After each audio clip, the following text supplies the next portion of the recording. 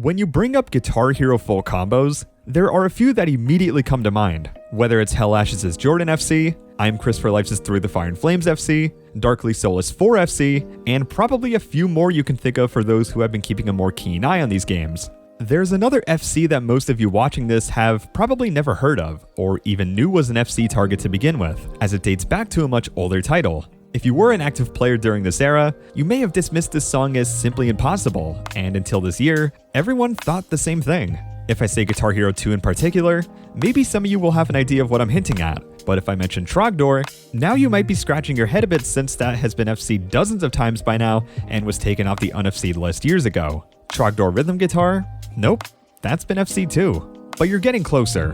What if I told you that there was a specific version of Guitar Hero 2 that made Trogdor irrefutably impossible to FC, but through some of the most technological breakthroughs in the game's history, and a degree of innovation no one has ever seen before, a couple players came together to unlock the potential to FC it for the first time in the game's 15-year lifespan. This song was Trogdor NTSC.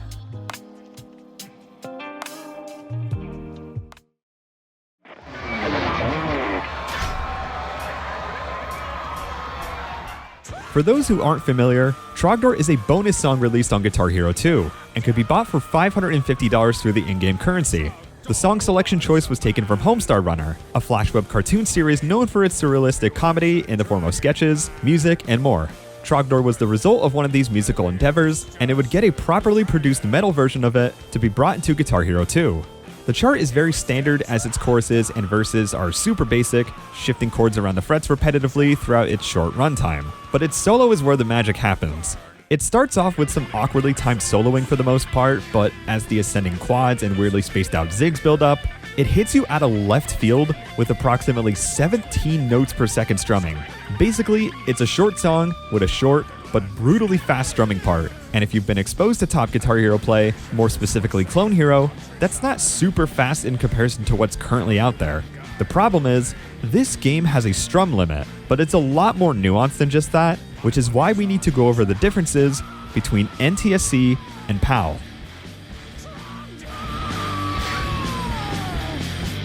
And the Trogdor comes in the night! So NTSC and PAL are analog TV color systems that each have their own set resolution and frame rates. In North America and a few areas in South America, video games are released under the National Television System Committee, or NTSC. This makes games traditionally render at 60 Hz, which means PlayStation 2 games will run at 60 frames per second, or 59.96 if we want to be technical. In Europe and just about everywhere else in the world, phase alternating line, aka PAL games, will render at 50 Hz, so its games will run at 50 frames per second. A game like Mario Kart 64, for example, has highly competitive leaderboards with NTSC and PAL conversions due to the PAL version of the game running slower, but Guitar Hero 2 thankfully doesn't make the song slower on PAL, as it still retains the same song speed, but also still retains its 50 FPS. But why is any of this important? As we briefly noted before, GH2 does have a strum limit, but we're not exactly sure what that number is yet. We just know that at a certain point, some fast strumming sections will become simply unsustainable, as proven by certain custom charts, but Trogdor also does show to be a more borderline example. A user by the name of AbyssionQC ran a bunch of tests using an emulator to try and pinpoint a certain number. He would eventually come to the conclusion that it would take 54 milliseconds at minimum before you can strum again. But his only means of verification were slowing down the game, running it at 100 FPS, and using an auto key for 100 inputs per second. This 54 milliseconds, however, is tied to the frame rate of the game. One frame in NTSC is 16.68 milliseconds, and one frame in PAL is 20 milliseconds. If we divide that 54 milliseconds number by each of those values and round up to the nearest frame, you can strum every 4 frames on NTSC and 3 frames on PAL, which in turn means that our strum limits are 15 and 16.67 notes per second respectively. Given Trogdor's strumming section is about 17 notes per second, this makes it more than doable with precise enough timing and hammer-on usage on PAL, but it's just about near impossible on NTSC. This was the main source of information that most people flocked to regarding the strum limit, and was also used in the Guitar Hero 2 score progression video. But not too long after this, a grand revelation would be made, and a certain community member had officially cracked the code that answered this decade-and-a-half-old question. On March 20th, 2021, GenericMadScientist, or GMS, had managed to reverse engineer GH2 to locate and decipher the assembly code the game had regarding the strum limit. This piece of data right here, 4250000H, represents a float value, which means that the game requires you to wait 52 milliseconds until you can strum again.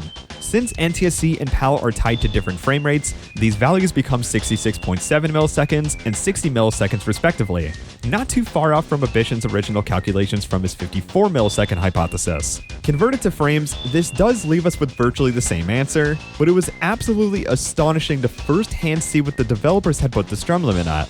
GMS would also provide a fantastic visual on why Trogdor NTSC is technically impossible, and the results are a lot closer than you may think.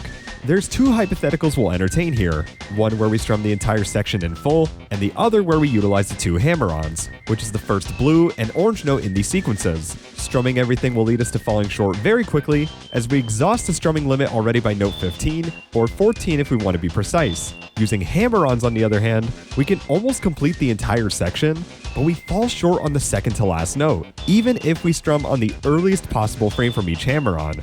It should be worth noting that this is the ideal scenario with frame-perfect inputs, so realistically getting around to the midway point on the orange notes has been considered the human limit. In terms of using an unmodified version of the game though, Sean Superstar showed to be the only person to have an FC on the Xbox 360 leaderboards on Score Hero. Despite hinting that this was done on PAL on a separate forum, this would virtually change nothing, as PAL 360 still run at 60Hz, which would make it practically identical to NTSC, and the strum limit on NTSC makes this not possible. Regardless, this FC has been agreed upon by a great deal of the community to have either been doctored, done on PAL PS2, or just never done at all, despite Sean Superstar's fantastic resume of past scores. While there were legitimate attempts and strides to progress towards a documented, official NTSC FC of Trogdor, there are a few players who have tried their hand at FCing the solo itself, but they all would end up falling just a note short. There might have been another method to doing so, but it was going to take a very unique mind to figuring something like that out. This is where a player by the name of SixStringCal comes in. SixStringCal is a console-oriented player that started uploading on YouTube a few years ago. His channel served the purpose of providing a place to document all of his FCs throughout the main Guitar Hero titles, some of which he has made stellar progress, like almost full game FCing Guitar Hero 2, where in 2021, he had FC'd Beast in the Harlot, Hangar 18, and even Trogdor. On PAL, of course. On May 17th, 2021, Cal had uploaded a cryptic 7-second video titled The Road to an Xbox 360 NTSC Trogdor FC on Unmodded Software. Despite its incredibly straightforward and detailed title, the only activity in this footage is a green fret being held down the whole time with the blue one being activated near the end. There's just about no information that can be extracted from this at face value, but he would eventually follow up with a second and third part on June 4th, 2021. The second part doesn't tell us anything, but the third video has some button inputs that may look a bit off compared to what you'd see to a normal person playing on a traditional Guitar Hero controller.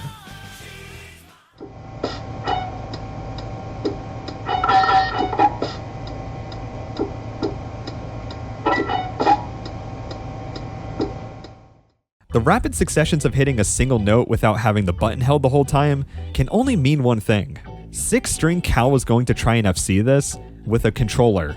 Not a guitar controller, like a gamepad controller. But that sounds ridiculous. No one could possibly strum that fast on a controller like that, or for lack of a better term, mashing the buttons. There have been exploits in GH3's engine to strum fast on that game with a handheld controller, but it's just about impossible in GH2. Better yet, why would he be using a controller in the first place? Well, while he's technically using a controller here, the controller he's physically holding on the other hand might not be the traditional handheld controller you'd jam Halo with the boys with.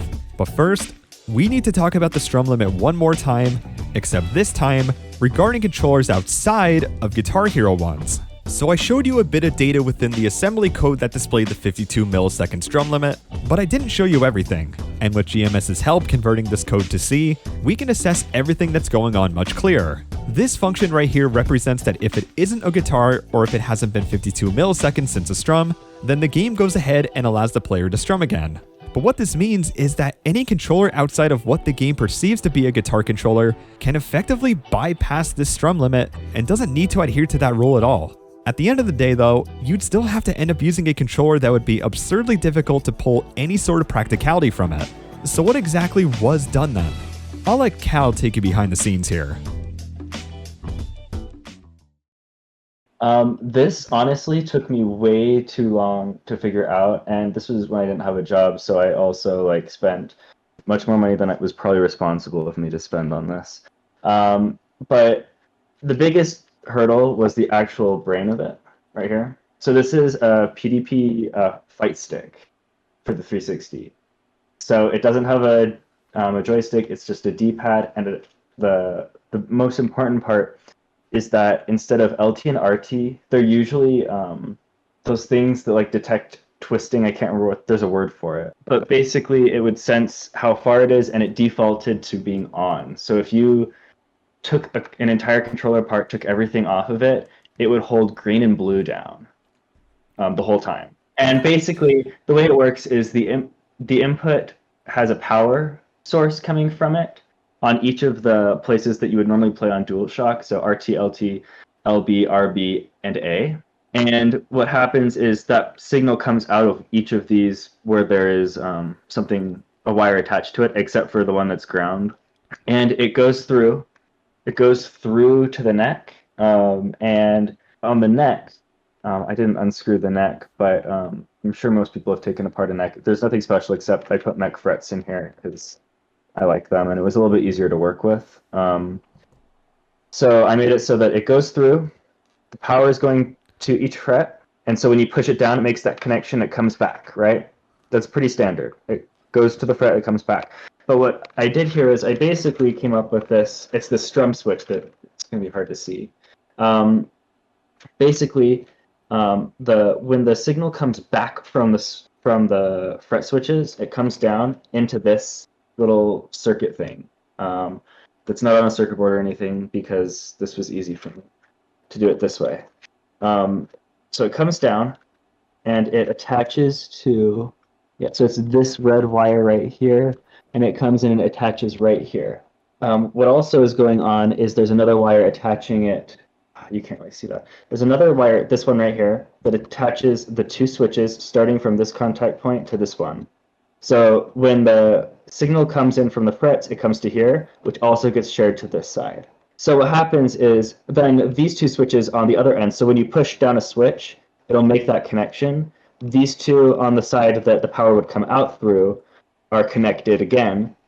So if either one of these are being pushed down, the power will flow through it, through to this wire right here. This wire, I made the, this is the ground wire, which has some things attached, including the start select ground, and I think the ground from the actual controller came undone now that I'm looking at it. Oh wait, no, I then had it go through here because the ground was kind of messed up in the way that it was working. Anyway, that's the idea though. It goes through there and it goes to ground. So you're breaking the circuit right here on a DualShock. So if you have, let's say, the orange fret held down, right? If you're not strumming at all, if there's no fret switch pushed down, then it can't make it back to ground. The signal physically won't make it to ground, and the game does not know that there's an input. Now, when you make a connection, so let's say I've made a down strum, then the full circuit's complete, and now the game knows that there's an orange input. But as soon as I let go of that down strum, it goes away. So on a DualShock, strumming this controller back and forth is just like spamming the A button, which is really hard to do at however many notes per second this is.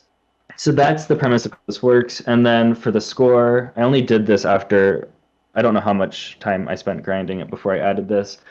This is a very terrible connection right here. There's like a little hole that I shoved a wire through and soldered the end so that it stays in the hole. And I connected to the select button right here. And that's how I got star power.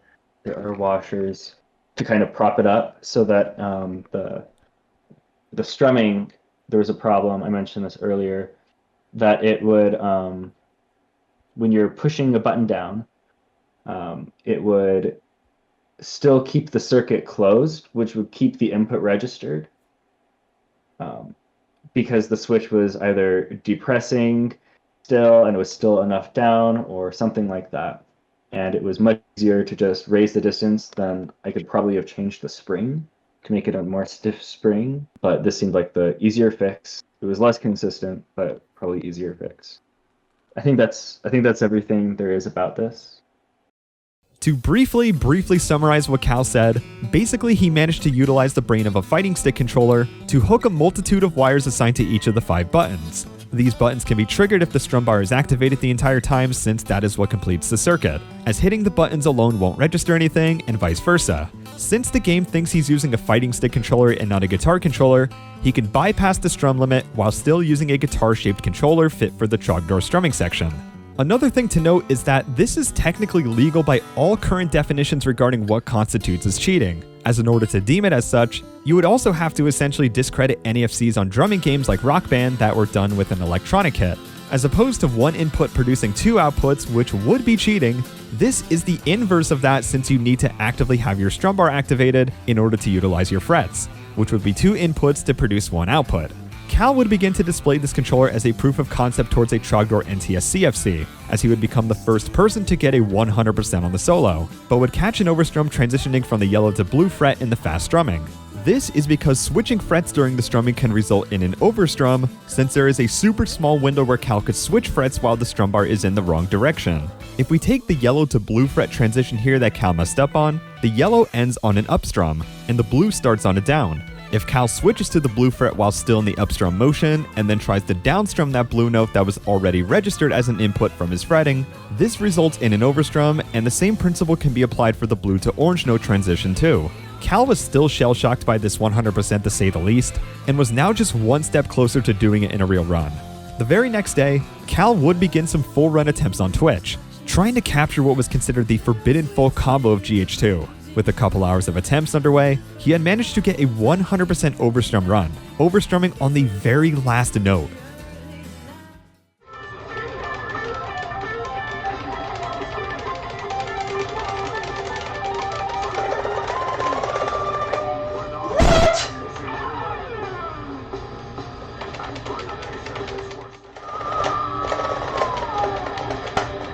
That was an overstrum, right?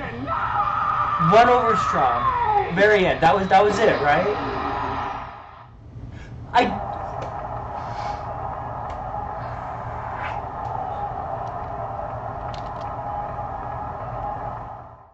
There was officially no argument to be made for this not to happen at this point, and Cal would continue to grind throughout the next couple days to try and ground himself in the 5-fret history books. On June 15th, 2021, Cal had once again begun his attempts. None of these really stood out as coming close to an FC, as a lot of these fell under -2s, -3s, and some didn't quite make it to the strumming even. A -2 or -3 may sound close in the context of a decent amount of charts, but in a chart as absurdly precise on an engine like this, along with working with the confines of a Frankenstein controller, was going to make this anything but easy still, even if it was hypothetically possible now. A half hour of attempts had gone by, and Cal showed no signs of frustration, just kept going through the motions and just went on with the same game plan until it worked. And maybe eventually, it might just play out.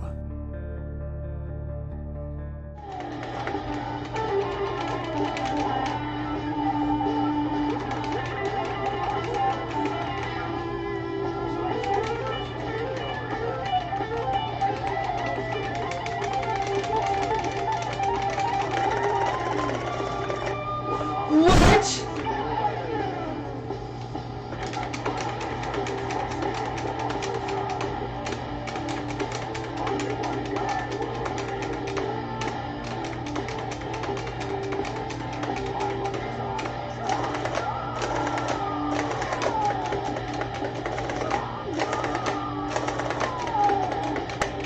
And the Trogdor comes in and I did it. I did it.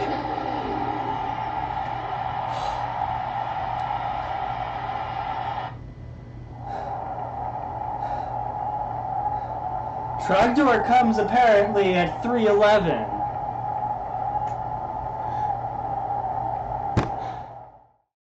SixStringCal became the first person in the world to FC Trogdor on NTSC. An NTSC FC was theorized to be technically impossible by the community after tons of deliberation and experimentation, but Cal took those two principles and skyrocketed them to a degree no player had ever done in their lives. To further his accomplishments, Cal went on to get the first ever full game FC of NTSC GH2, getting Jordan, Six, and wrapping it all up with Miserloo on November 1st, 2021. This game has had so many legends make their mark in their own unique way, but I think it goes without saying that Cal has superseded those people in the creativity department by a mile, and even displaying more than enough skill by FCing the rest of the game as well. This is truly one of the best examples in rhythm games of how a bit of intuition can go a long way of cracking unsolved mysteries in rhythm games, and maybe there's a bit more out there that can be solved as well. I'd like to give a quick shout out to SixStringCal, AbyssionQC, and GenericMadScientist for helping me out with this video, as there's absolutely no way I could have even comprehended even a tenth of this information without any of you, so your contribution is heavily appreciated. Thank you to all my patrons for supporting the channel, and if you want to support the channel for more content like this, come be a patron of the channel, and hey, drop a sub if you're new here too. I'll see you on whatever video I upload next, and take care.